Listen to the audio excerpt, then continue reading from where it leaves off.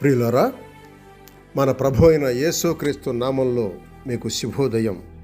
ఆయనను గూర్చి అనుదిన ఆత్మీయ ఆహారం, మార్చ్ 12 గురువారం. నేటి మన ధ్యాన లేఖనం ఎజ్రా గ్రంథం 1వ అధ్యాయం 2వ వచనం. పారసీక దేశపు రాజైన కోరెషు ఆజ్ఞాపించినదేమనగా, ఆకాశమందలి దేవుడైన యెహోవా లోకమందున్న సకల జనములను నా వశము చేసి యూదాదేశమందున యెరూషలేములో తనకు మందిరమును కట్టించుమని నాకు ఆజ్ఞ ఇచ్చి ఉన్నాడు. వ్యాఖ్యానాంశం: కోరెషు అన్యుడైన దేవుని సేవకుడు. వ్యాఖ్యానాంశం: కోరెషు అన్యుడైన దేవుని సేవకుడు. వ్యాఖ్యానం: ఉభయ జర్మనీలను వేరు చేస్తూ నిర్మించిన బెర్లిన్ గోడ కుప్పకూలటం నేటి తరాన్ని ఎంత ఆశ్చర్యంలో ముంచెత్తుతుందో, ప్రాచీన కాలంలో యూదులను తిరిగి వెళ్ళి దేవాలయాన్ని పునర్నిర్మించుకోమని చేసిన రాజశాసనం అంతే ఆశ్చర్యంలో ముంచెత్తింది.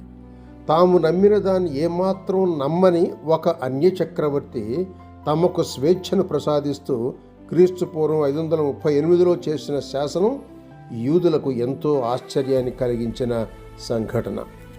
పారసీక రాజు కోరెషు పర్షియాలో చాలా బలమైన చక్రవర్తి. కోరెషు మాదీయ, లూదియా, బాబిలోను సామ్రాజ్యాలను చకచకా జయించాడు. క్రీస్తు పూర్వం 549లోను, 547లోను, 539లలో వరుసగా జయించాడు. ప్రపంచ పటంలో పారసీక రాజ్యాన్ని అగ్రగామిగా తీర్చిదిద్దాడు. అంతేకాకుండా తన రాజ్యంలో నివసిస్తున్న విదేశీయులకు అంతకుముందెన్నడూ ఎరుగని ఆధిక్యతలు ప్రసాదించాడు. వారిలో అనేకులను తమ దేశాలకు తిరిగిపోవటానికి అనుమతించాడు. ఆరాధనా విధానాలను, అనేక విగ్రహాలను పూజించే స్వేచ్ఛ కూడా ఇచ్చాడు. అయితే హెబ్రీయులకు ఎలాంటి విగ్రహాలు లేవు. కనుక బాబిలోనియన్లు 2వ దినవృత్తాంతాలు 36వ అధ్యాయం 19వ వచనం ప్రకారం నిర్మూలనం చేసిన వారి దేవాలయాన్ని పునర్నిర్మించుకోవటానికి అనుమతించాడు. కోరెషు యెహోవాను ఆరాధించలేదు. యెషయా గ్రంథం 45వ అధ్యాయం 5వ వచనం చూడండి. కానీ ఆసక్తికరమైన విషయం ఏంటంటే, యూదులను గూర్చి చేసిన శాసనంలో భూలోకమందలి రాజ్యాలన్నిటినీ తనకు ఇశ్రాయేలీయుల దేవుడే ఇచ్చినట్లు తన కొరకు యెరూషలేములో దేవాలయం నిర్మించమని ఆజ్ఞాపించినట్లు చెప్పుకున్నాడు.